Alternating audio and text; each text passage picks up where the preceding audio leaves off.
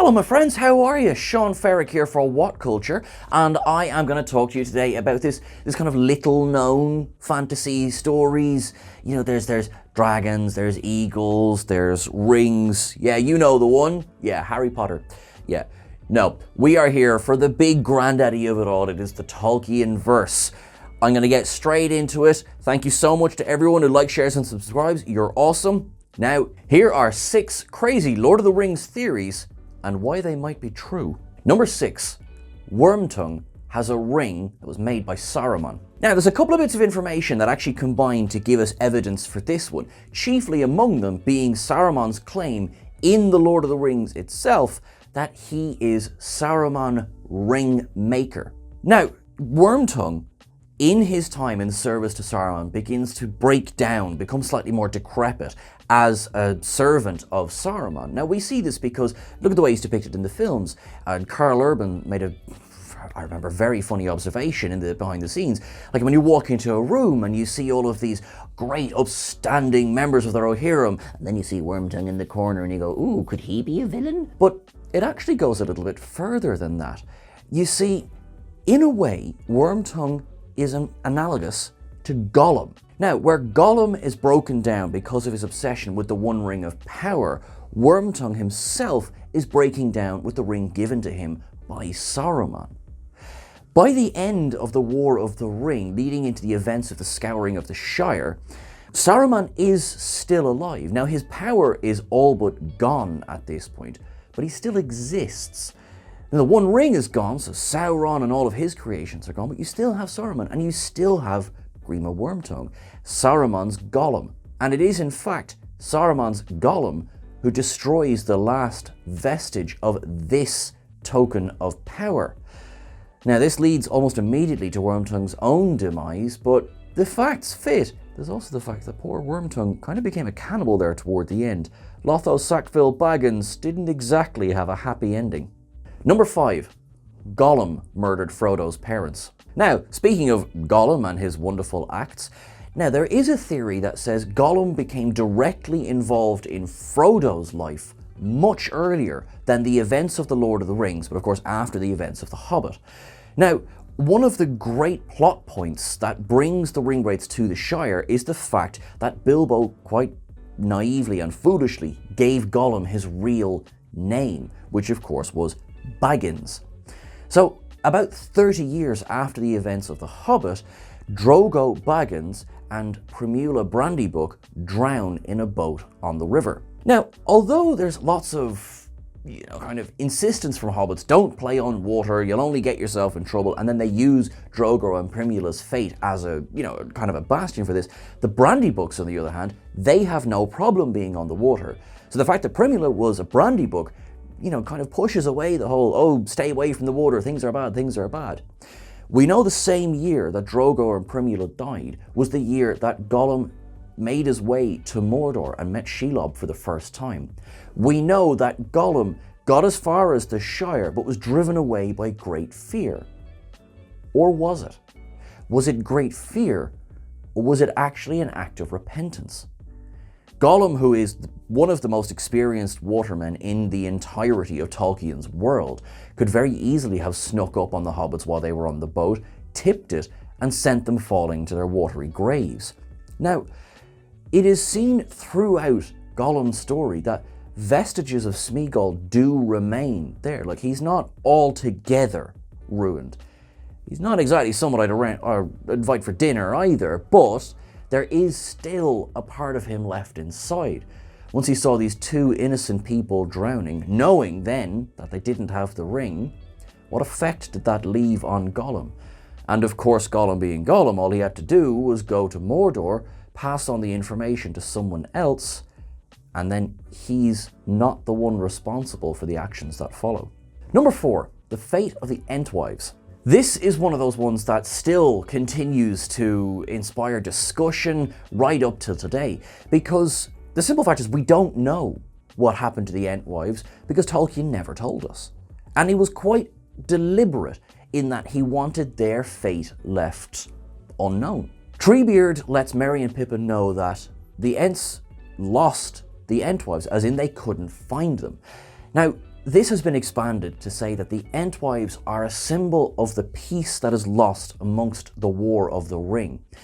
Now, the War of the Ring that the Lord of the Rings focuses on, that in the Third Age and the fall of Sauron, comes much after the loss of the Entwives. But of course, Sauron has existed since effectively the formation of Middle-earth. So the continued existence and basically steamrolling of evil over peace is summed up here in one of these theories in what happened to the Entwives.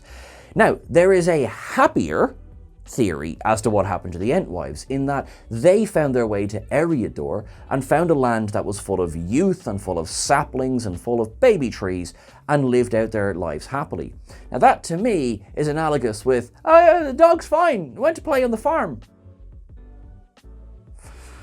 One last theory, which actually does have a little bit of weight in terms of my own opinion, is that they made their way to the Shire and they made their home at Woody End. Because we know that when Frodo and Sam and Merry and Pippin are trying to escape from the ring wraiths, they make it as far as Farmer Maggot's farm. Now in the film, this is allocated to, they're in basically a cornfield and they see a scythe and they get the heck out of there. But in the book, they spend the night, and it's because they're guided by the trees again and again to Farmer Maggot's house. This could be living trees, which we see many of throughout the trilogy, or it could be one of the final acts of a truly good race in The Lord of the Rings. It could be one of the final acts of the Entwives. Number 3, Tom Bombadil is. Those who only know The Lord of the Rings from the films will not know who Tom Bombadil is. That's okay. Those who have read Tom's chapters in the books, listen. He is a fascinating character. It doesn't mean the chapter is massively enjoyable, I'm just speaking for myself here, but it is important. Peter Jackson said when they were adapting the books to film that there was a serious discussion of including Tom Bombadil because there is a crucial scene with the ring involved. However, they decided it stopped the pace of the story and they gave some of his lines to Treebeard. From a film point of view, I agree with Peter Jackson here. However, Tom Bombadil is easily one of the oldest creations in all of Tolkien's lore. He is one of the first ones that was created by the author. Now, when describing him in the text, Goldberry says he simply is. You know, when they ask who is Tom Bombadil, what does he do, where does he come from, what does he like to drink? Simply, he is. Now, he has a great connection to nature, of course. He's able to speak to the trees, speak to the ground, and also he is completely aloof to the matters of, say, the day. He also has, if not power over the ring, then the ring has no power over him. So, the theories. Some theories say that he is one of the Maiar, which would be like Gandalf or Sauron in that, you know, he has enough power to basically do whatever he wants, and he has chosen a more or less simple life. He could also be one of the Valar, although there's less evidence to support that. Actually, he could be one step before and be one of the Ainur, who were effectively, they were engaged in creating Ea, which is Earth. The music of the Ainur could be Tom Bombadil. He could be an embodiment of this music, of creation. He could in fact be Ea itself, again in bodily form. What is known is that he is something like Father Nature in the books. And although he is certainly powerful beyond the races of men and elves, he is so above everything that he just sings his way through what his version of life. The War of the Ring effectively doesn't really affect him. Number 2, Tom Bombadil is evil. Alright, so we're going to go completely in another direction now for a second, which is that forget everything I just said, Tom Bombadil is in fact an evil boss. That's it. We can go home. We can go home now. That's it. Now, again, it's this scene with the ring that gives the most evidence toward this theory. He slips on the ring, nothing happens. I mean, the hobbits are absolutely shocked. I remember reading this going like, well, I may not be a fancy scholar, but I'm pretty sure stuff is supposed to happen when you put the ring on. And it's that he has enough power in himself or in whatever he is that the ring doesn't affect him. Or, of course, does it? There are claims that he is the Witch King of Angmar himself. There are claims that he is another altogether evil, working opposite to Sauron, but certainly not for Middle-earth. Some of the evidence that works toward this is the evil that has been allowed to grow in the old forest. I mean, the hobbits are nearly consumed by the trees. Yes, Tom Bombadil stops them, but is it to simply get the ring? He allows the Barrow Wights to live on the borders of his land, showing very easily that he has the power to tell them to off, but of course doesn't. And now, again, the biggest evidence against this is that he doesn't simply go, whoop, I'll have that ring. But then again, what if he moves on a different plane altogether? I'm not going to lie to you, this is not a theory that I personally put much stock in.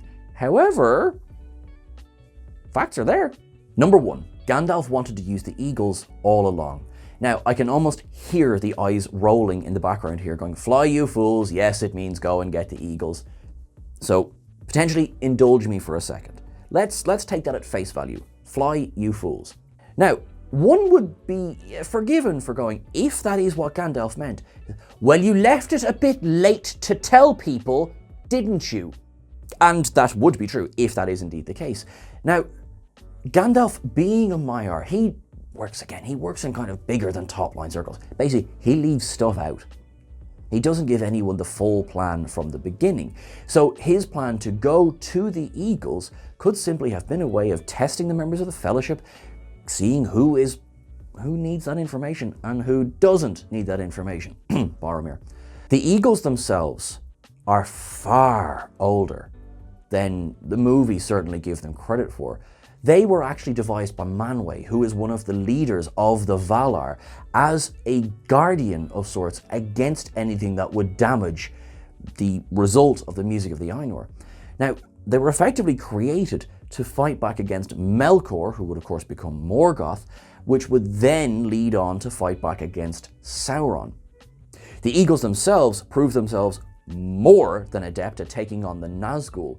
So it's not so much a question of their strength as to why basically we didn't just go, all right, to the Eyrie? Yep, woo, to the Eyrie. It's more that, not to digress, but I read a great theory. One person goes, well, it wasn't their job. Well, frankly, there is a bit of truth to that. But there was also the question of a full frontal assault on Mordor is what is taken to get Frodo and Sam in through the borders. Now, the Eagles are hugely powerful, but they're not indestructible. And so simply flying to Mordor, as has been depicted in the memes and the jokes and everything, that wouldn't have worked, because you're then facing an entire army, all of whom have arrows, all of whom are a bit like, haha, come at me, brah. So the War of the Ring always needed to happen. The Eagles, they're not a Deus Machina at the end of the Return of the King.